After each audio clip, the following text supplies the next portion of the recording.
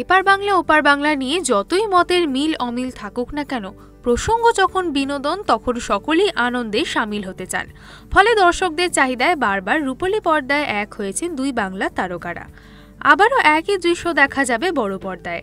আসছে নতুন ছবি অন্তরাত্মা। এই ছবিতে শাকিব খানের সঙ্গে প্রথমবার জুটিতে দেখা যাবে দর্শনা বণিককে। এই ছবির মুখ্য দুই চরিত্রে এক হবে আমাদের বাংলা এবং বাংলাদেশ। ইতিমধ্যে সামনে এসেছে অন্তরাত্মা ছবির ট্রেলার, যেখানে দেখা যাচ্ছে এক প্রভাবশালী ব্যবসায়ী কিভাবে নিজের সব প্রতিকূলতাকে মোকাবিলা করে সদর্পে নিজের জায়গায় লড়াই করে টিকে আছে। তার এই নিজের ক্ষমতায় টিকে থাকার লড়াইয়ে সে প্রথম হলেও তার জীবনে ভালোবাসার মানুষের অভাব, আর সেই অভাবের তাড়নায় সে খুঁজে পায় দর্শনাকে। এক প্রভাবশালী ব্যবসায়ীর সঙ্গে সাধারণ এক মেয়ের ভালোবাসা হয়, এরপর বিয়ে, আর তারপরই সাকিবের কাছের মানুষের সঙ্গে দর্শনার মনোমালিন্য তৈরি হয়। একে অপরের থেকে দূরে যেতে থাকে তারা। কিন্তু শেষ পর্যন্ত কি হবে গল্পে?